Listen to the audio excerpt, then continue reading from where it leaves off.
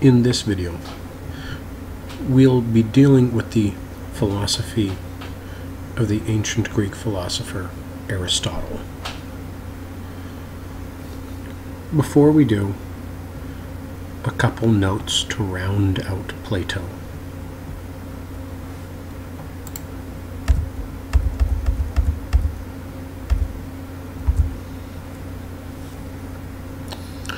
You see on your page here a pair more Platonic dialogues to investigate. They're certainly interesting, but I leave it to you if you care to delve further there.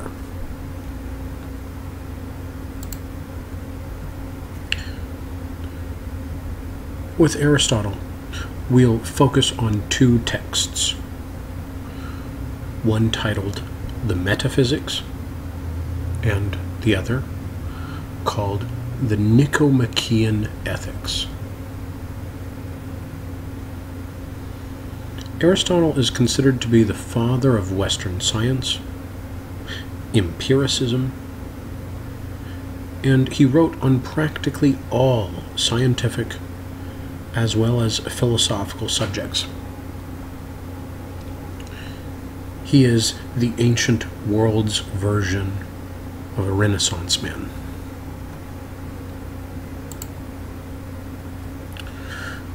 We'll begin in the Metaphysics dealing with what are called the four causes. The four causes are four reasons why something occurs.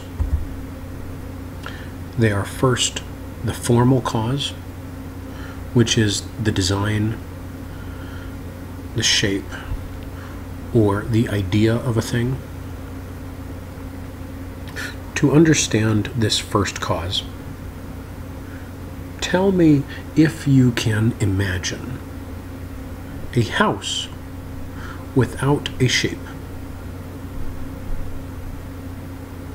Not just some weird, random, squiggly shape,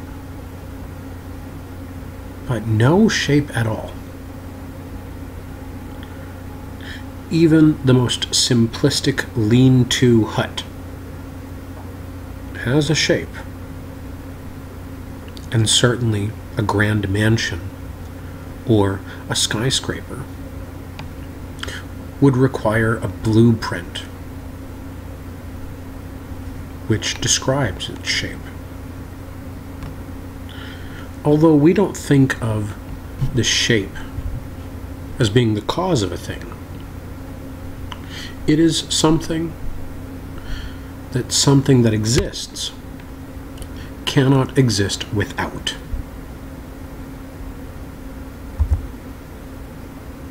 The material cause is simply what something is made out of. For a house, lumber, nails, siding, windows. For a person, flesh and blood, bones and sinew. The efficient cause is the source of the change. For the house, it's a builder. For a tree, wind, rain, sunshine, and fertile soil. For you, the reason why you're here originally would be your parents procreating. The final cause is the reason or purpose for which something exists. The purpose of a house is shelter. Some of my students are tempted to say that the purpose of a tree is to provide a home for woodland creatures, to provide shade or oxygen. However, those would only be the case if Your reason or purpose for existing is to provide a home for microorganisms, little mites that live on your eyelashes, or the parasites that exist in your gut. Hopefully, you do more than just cast a shadow. And if it were true that the purpose of a tree was to create oxygen,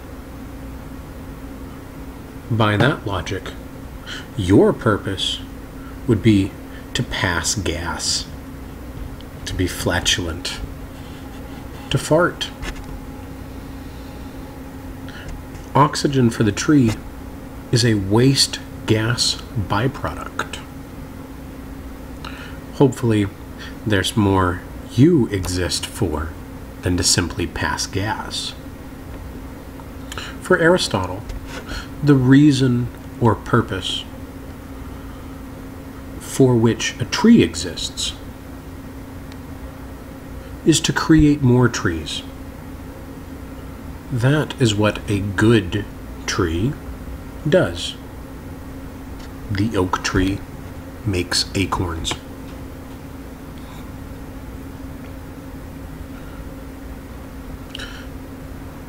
By that logic, then, our purpose would be to create more people, to be fruitful and multiply.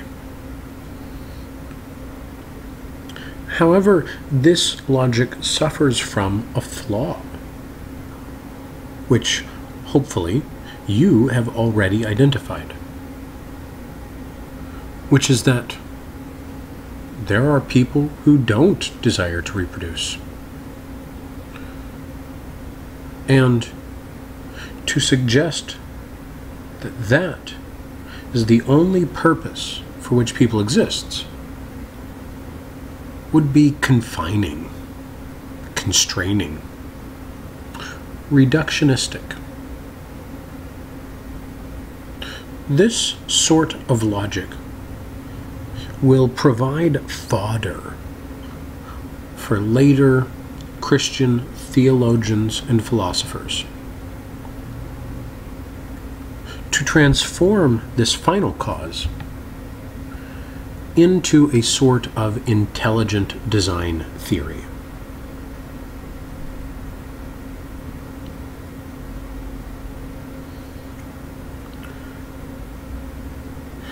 Christian theologians and philosophers will take Plato's good reputation for being reasonable and logical and borrow it. If he reasons that there's a perfect eternal realm where perfect eternal beings exist, that makes the Christian heaven seem more reasonable because of Plato's good reputation.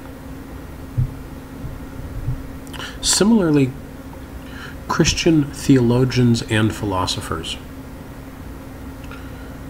will appropriate Aristotle's philosophy, transforming his final cause into an intelligent design theory, and his unmoved mover into a personal God. The author that does this specifically is St. Thomas Aquinas. We'll be dealing with him soon, so let's not get ahead of ourselves. But let's do understand the relationship between ancient Greek philosophy and how it's used by later Christian theologians. In order to witness the development and transformation of ideas as they travel on their trajectories down through time. In the Metaphysics, Aristotle argues that an infinite regression of causality must be impossible. Imagine if you had a line of dominoes set up on their ends on a table. If you want to explain why the last one falls over, the reason is the one before it knocked it over, and so on, and so on, and so on. But without a first domino, you could never have the last domino. For Aristotle, the idea of time being cyclical or circular seems to him illogical, whereas quantum physics, Taoism, Buddhism, and Hinduism are much more okay without a first cause. In the Western world, it's been considered purely logical that time must be a ray starting at a specific point and continuing forward from there, rather than a circle without any clear beginning or end. Aristotle posits a physical principle, much like what later scientists might refer to as a Big Bang, which Aristotle calls a prime mover, an unmoved mover, or a first cause, which for him is a purely physical and logical necessity.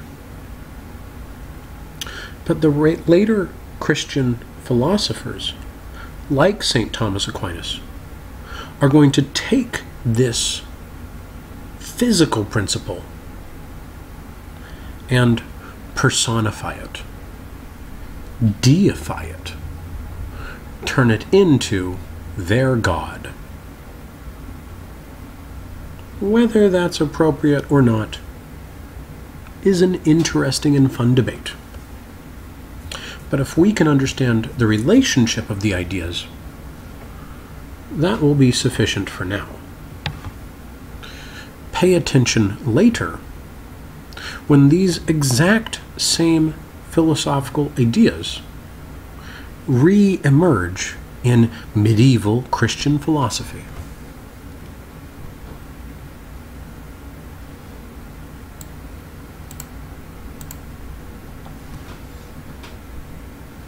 In Aristotle's Nicomachean Ethics, he presents a version of what is called the doctrine of the mean, in which virtue is defined as the mean, the mathematical average, or intermediate, between two vices that exist on either end of an extreme. They are the vice of excess and the vice of deficiency. A vice is a bad habit or a character flaw. For Aristotle, there's a sweet spot in the middle where virtue and ethics is found.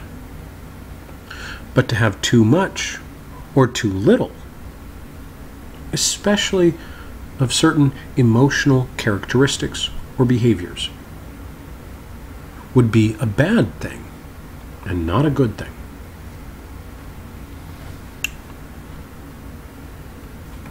Regarding feelings of fear and confidence, the proper virtue is courage, found in between or in moderation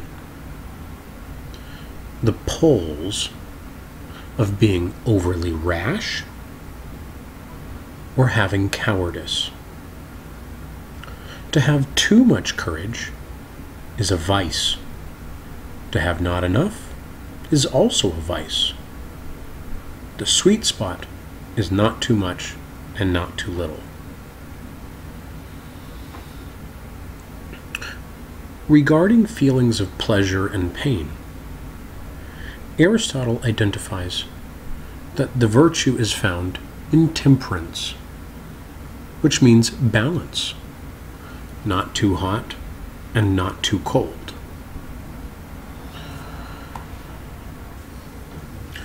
People who overindulge, for example, drink to excess, suffer from the vice of drunkenness or self-indulgence. I've labeled the vice of deficiency here what Aristotle calls insensible. In parentheses, Aristotle doesn't think there are people who don't like pleasure enough. What sort of a person wouldn't like pleasure? There will be such people, but not yet. For that, we have to see later what's coming down the pike.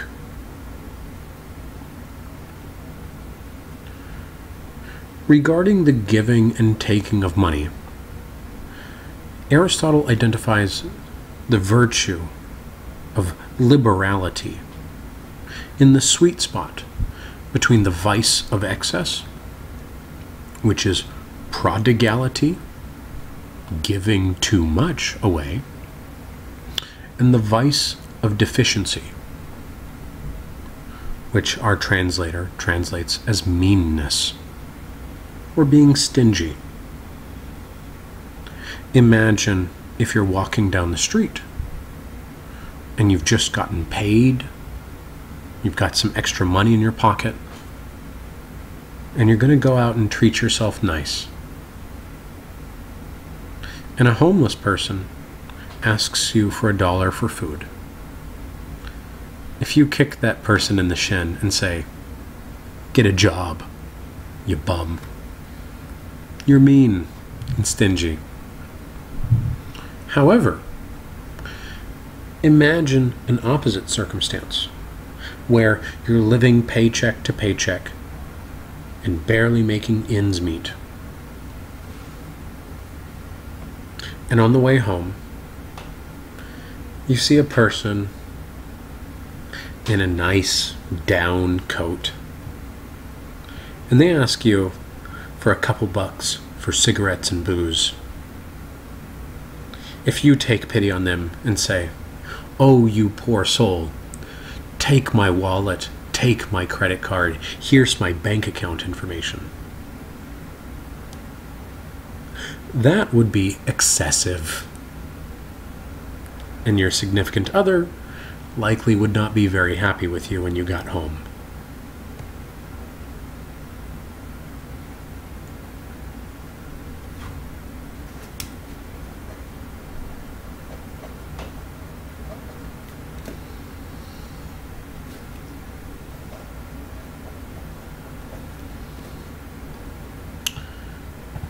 Aristotle identifies the virtue pride as being the mean or intermediate between the vice of deficiency, not having enough pride, and the vice of excess, having too much.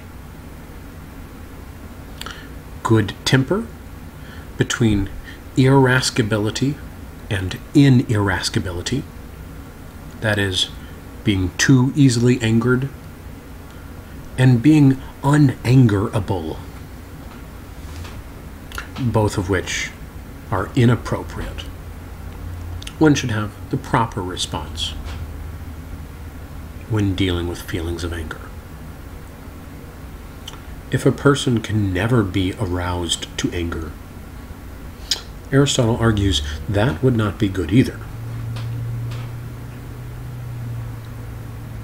A person should be truthful, but not boastful, nor should one be mock modest and pretend they're more lowly or more inferior than indeed they are. A person should be quick-witted, not a buffoon or a class clown.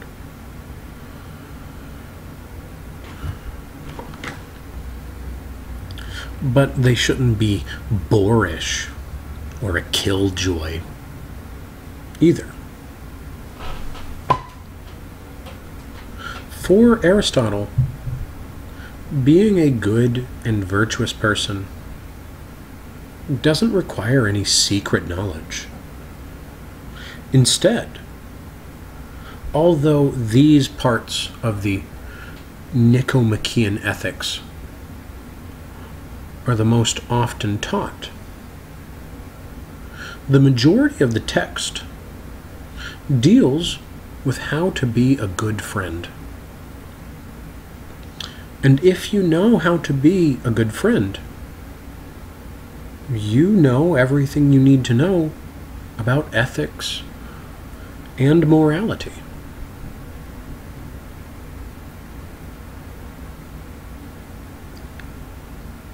Aristotle argues that we should not be obsequious or a flatterer. We shouldn't brown nose or blow sunshine up anyone's backside. And we shouldn't be quarrelsome, quick to fight, or surly.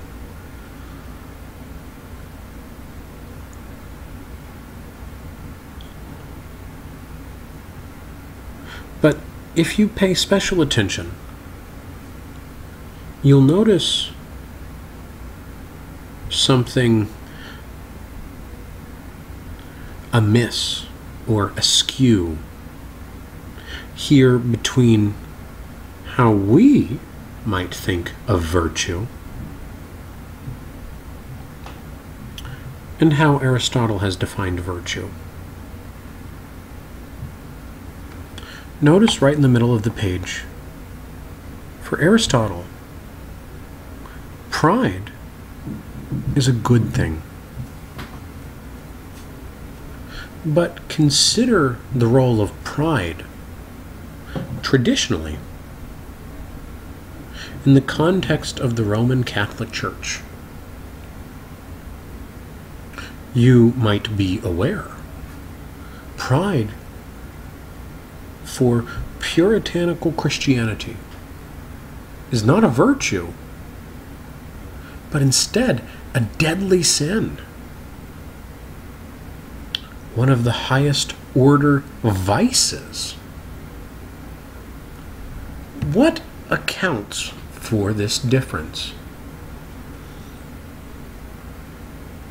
In order to understand that, it would be worthwhile to compare and contrast the ethical analysis Nietzsche provides with the morality traditionally and commonly found provided by Christianity.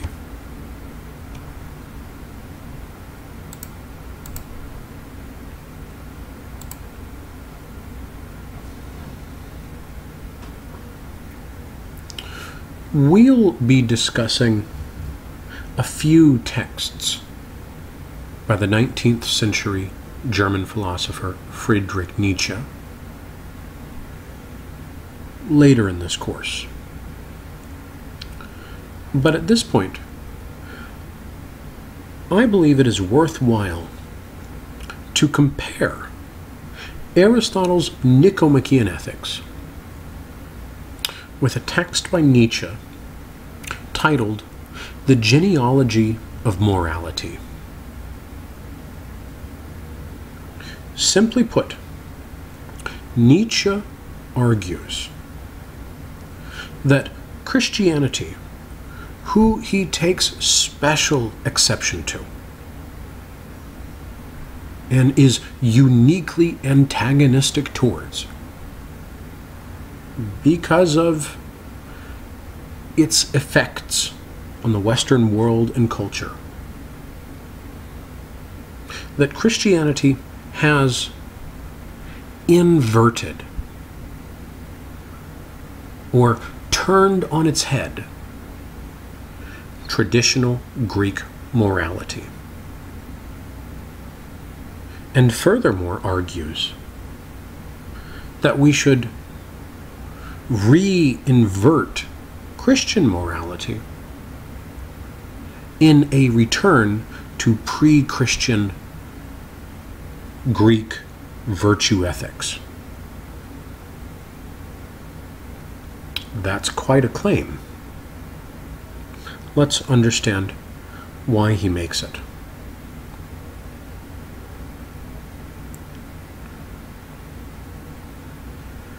In order to fully immerse ourselves in the ideas that Nietzsche is bandying about, it would be best to jump in headfirst. Nietzsche is not nice to religion. There's a question we can ask, which is, should he be? Must he be? At his period in time and history, the Inquisition, which had lasted for nearly 1,000 years, and snuffed out untold lives, had just briefly prior to Nietzsche's birth come to an end. Perhaps he has good reason, philosophical, cultural, sociological, or even personal, to take the approach he does. Regardless of our opinions on Nietzsche's approach, his influence on philosophy is that after Nietzsche, philosophy takes a turning point. So let's begin to understand where we're going for the second half of this semester.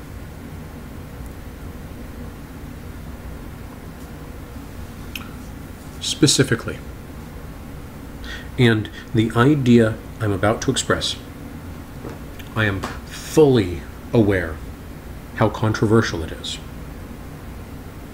how unpleasant it likely is to the vast majority of people in our society and likely in our world.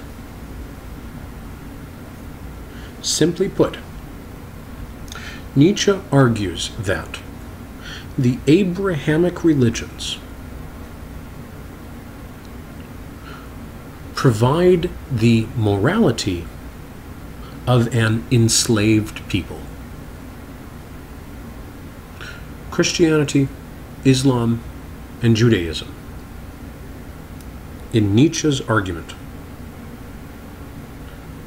are the religions and moralities of slaves.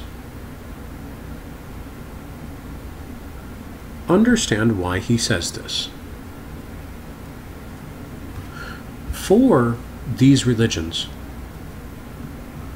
servanthood to others, slavery to God, is not a bad thing, but a good thing.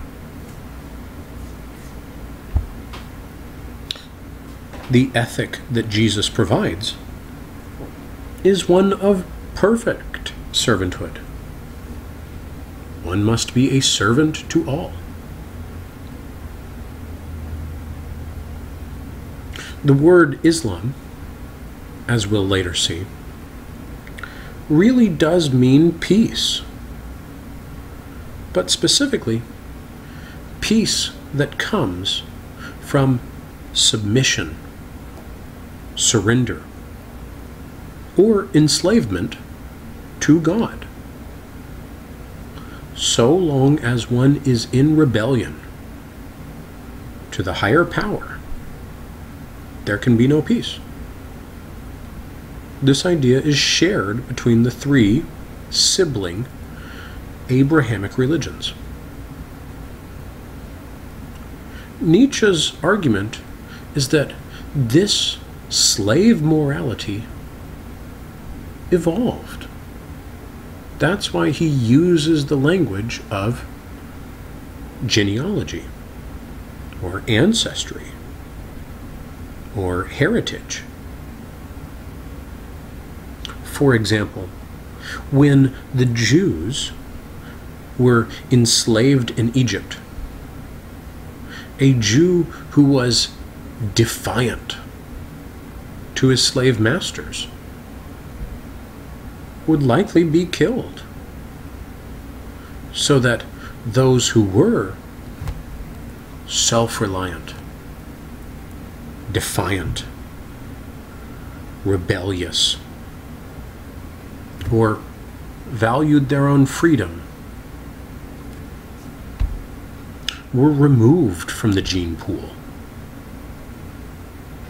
taken out of the population. And those that instead bowed, said, "Yes, master," were obedient and scraped along in order to survive, passed down those traits to their descendants and transformed them from what the Greeks would have considered a vice into what was for them a virtue. Why was it a virtue? Because it was required to survive in a period of slavery. These ideas then grow and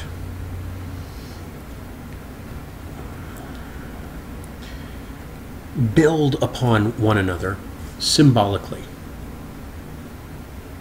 until they grow to be more than they were originally.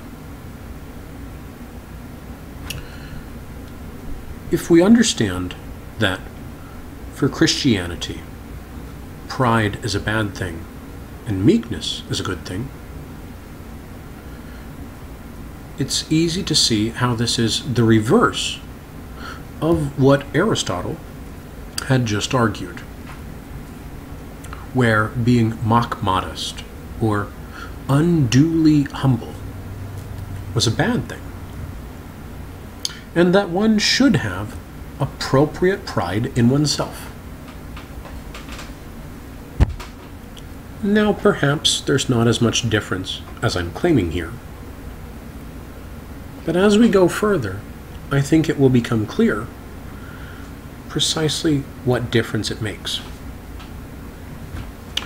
For Aristotle, the ancient Greeks, and Nietzsche, balance, moderation, and temperance are virtuous.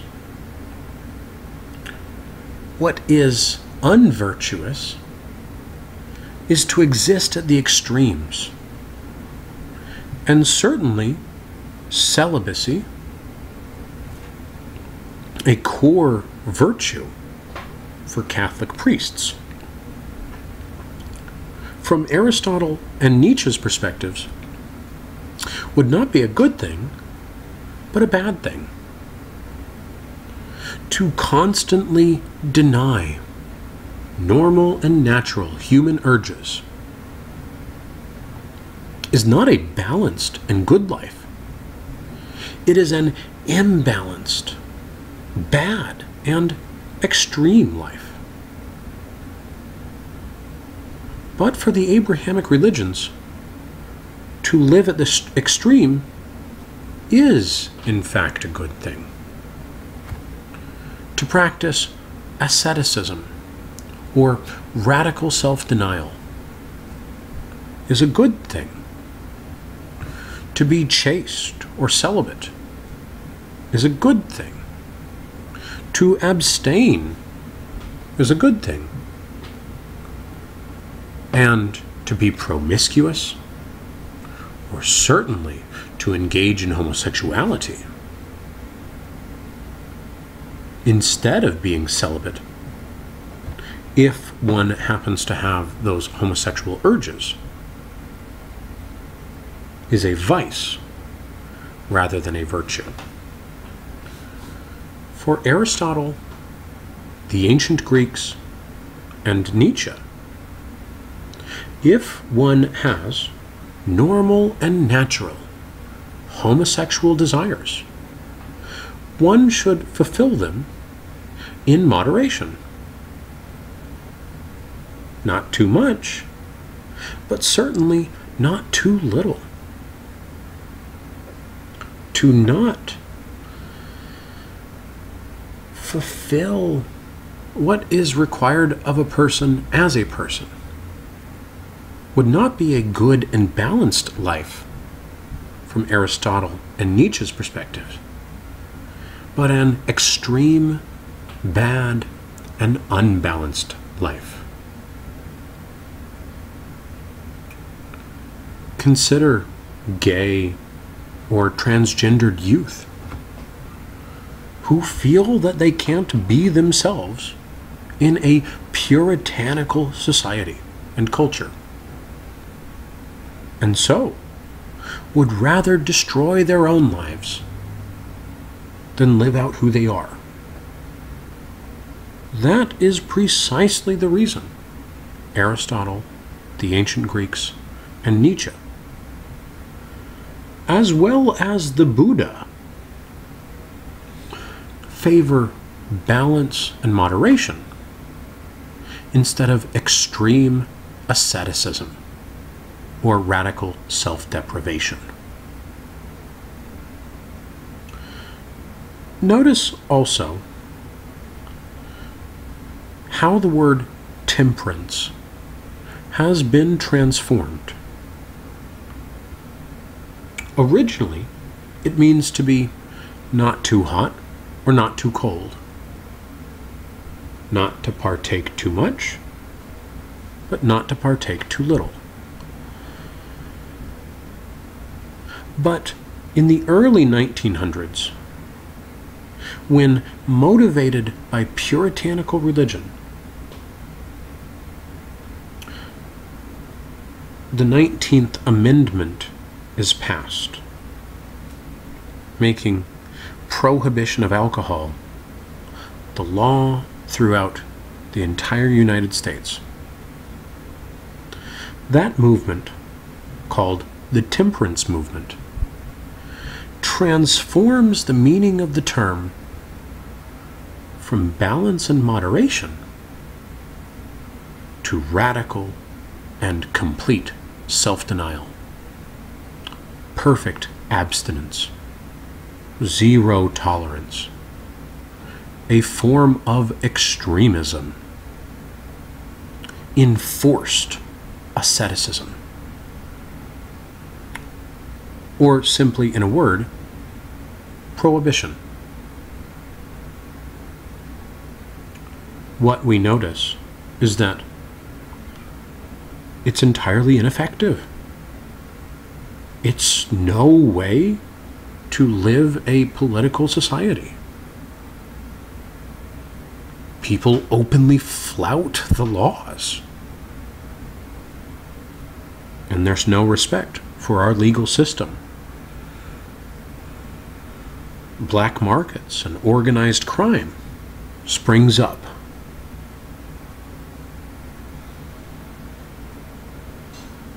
Likely there are similar examples today of the effect of largely religiously motivated puritanical prohibition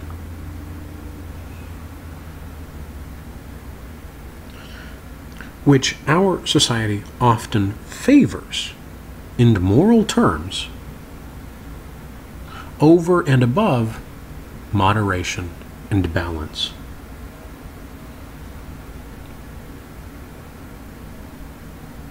For the Greeks, wealth, power, fame, and personal glory are good things. And to live a life of poverty where you don't know where your next meal is coming from is certainly nothing any reasonable person would desire. But in the inversion, poverty becomes a virtue. Complete and total reliance upon God is ideal. And inferiority becomes valorized. Whereas personal grandeur, a good thing for the Greeks, is an evil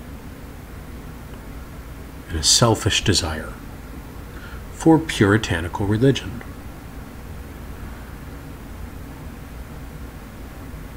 For the Greeks and Nietzsche, freedom is the ultimate goal, and slavery the ultimate thing to be avoided. For puritanical religion, servanthood is the ultimate ideal, and personal self-reliance, instead of relying upon God for salvation, for example, is the ultimate evil.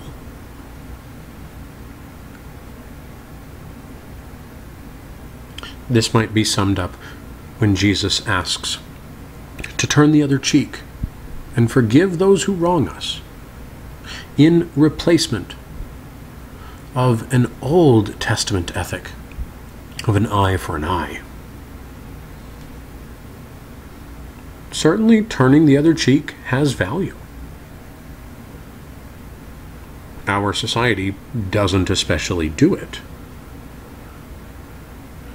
Imagine if, in response to September 11th, 2001, we turned the other cheek and forgave.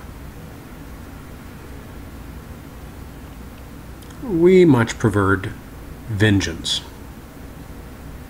and likely reasonably so, so that there is a tension between Greek ethics based on power and Christian ethics based on meekness. Hopefully, this video lecture has allowed you to perceive these competing interests, both of which influence our current society and culture.